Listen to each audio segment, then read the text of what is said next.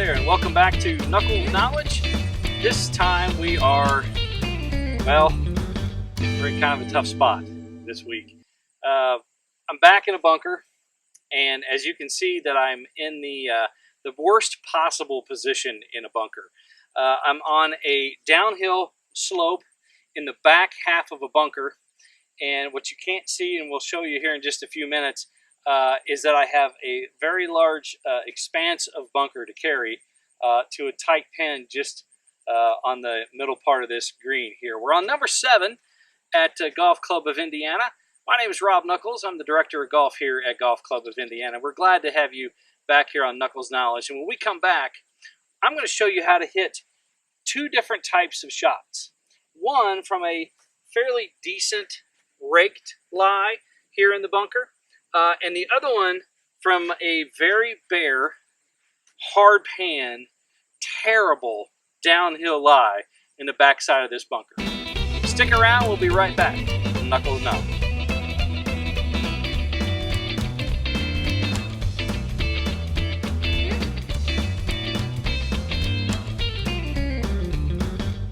All right, welcome back to Knuckles Knowledge. Okay, here we're ready to set up for this next shot here. We have one in that nice fluffy lie. We've got one in that really hard packed sand right over there. And so let's talk about this shot though for just a minute. One of the keys to making your game better is eliminating those big numbers, right? We've talked about that a couple of times, and this is the spot where we have to really take stock in that theory. As a golf professional, one of the things that I have to constantly manage on the golf course is making sure that I don't make a bigger mistake out of already the mistake that I've made. I hit my second shot into a position that is less than ideal, right? So we need to make sure that whatever we do from here, we eliminate the bigger number later on. So I want to make sure that my objective is to get it from here to the green. That's it. I want to get it out of here onto the green so I at least have an opportunity to try to make a par. Now, my realistic expectation is about 15 feet. If I can get it on the green, I should have about a 15-foot putt when I'm all said and done. Now, for other people, that may be a 20-footer or a 30-footer, and that's okay. As long as we understand what our expectation is, that's the result that we should expect when we get done. The next part of that is I don't want to compound my problems. I don't want to hit a shot where I just kind of give up and say, okay, forget it. I'm just going to try to hit it in the middle part of the bunker, try to hit another shot, hopefully get that up and down. I want to make, at worst, a bogey. At worst. I want to make a 5 on this par 4 at worst. Okay? So let's go through the setup now that I have a clear expectation in my mind and try to get these balls out of the bunker. All right? So number 1, I have a nice lie. So we know that a 60-degree wedge is going to be able to get underneath this golf ball pretty simply and get it out onto the green. So whenever we're on an uphill or downhill lie, our body has to match the terrain. It makes it much easier to swing. So since we're going downhill, I want my shoulders and my body to match the terrain. So right in this situation, my left shoulder's got to be lower than my right. I should see the angle of my body kind of on the same angle as this slope here. So I want to set the golf ball slightly in the middle, more towards the middle of my stance, because the tendency is to hit behind the golf ball on the downhill slope.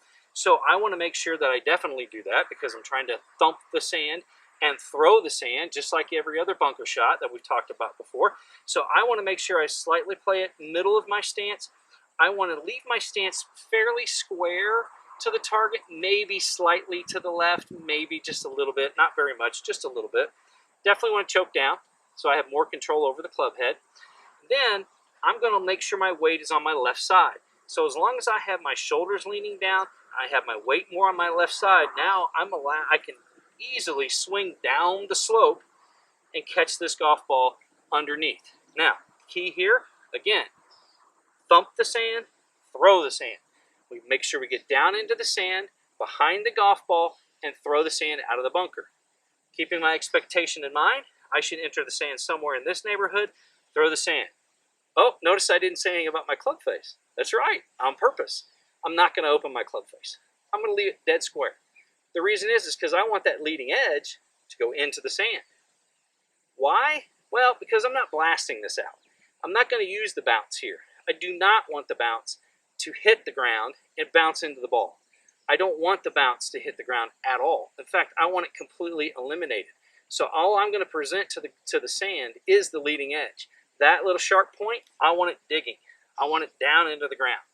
So I'm going to leave it square so that when it comes to the sand, the leading edge is off the ground.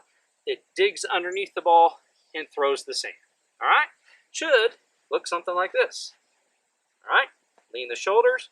Make sure I'm leaning down. Weight on the left side. Middle of my stance. Square club face. Thump and throw.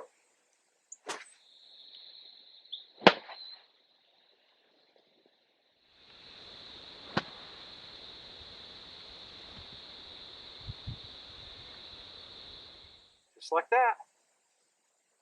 It's a really good shot right there. Notice how I took a nice big divot. Club entered here, dug into the sand there. Middle of my stance is right here, so obviously it hit in the middle of my stance where the golf ball was, threw the sand out of the bunker. Easy shot, right? Sure, I'm making everything look easy. I know, thanks. All right, so let's go to this hard pan shot. The hard pan shot is exactly like the fluffy shot. The thing is, we have to be a little more aggressive. And our expectation level has got to be probably a little bit broader. So 15 feet from a softer lie, I'm probably looking at 20 feet here because I definitely have to get this ball out on the green.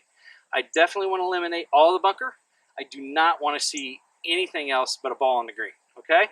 So hard pan, very hard sand. I definitely want to make sure I get down into it. So I'm actually not going to open my face. I'm not going to leave it square. I'm going to slightly close the face, just a fraction. Then I'm going to grip it again.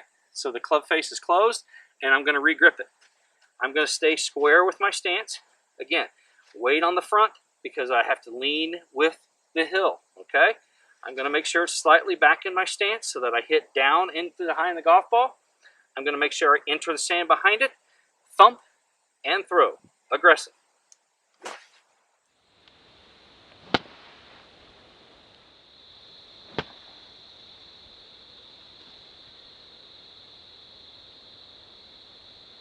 Just like that. And it's about 20 feet. That's what I expect. I have an opportunity to make that putt. If I don't, I'm going to make 5. My expectation level is 5. I've eliminated a big number, and I've hit a great shot off a really hard pan line. You can see there's not much sand left when I took that shot. I'm going to hit that one more time for you. We get this question a lot. How can I hit it off this hard pan stuff?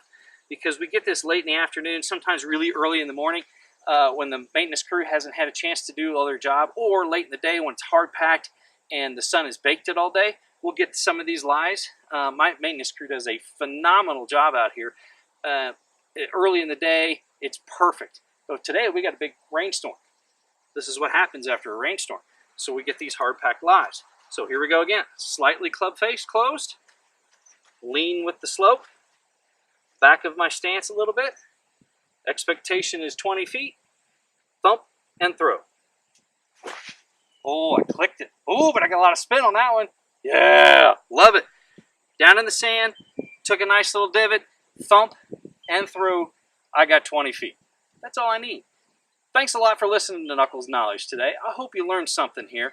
We can hit on a fluffy lies, we can hit on tight lies, we can hit on downhill lies. Anytime you have trouble with your game, see the guys over at the Golf Performance Academy, or come see me. We'll be happy to help you. Thanks a lot for listening this week. We'll see you next time.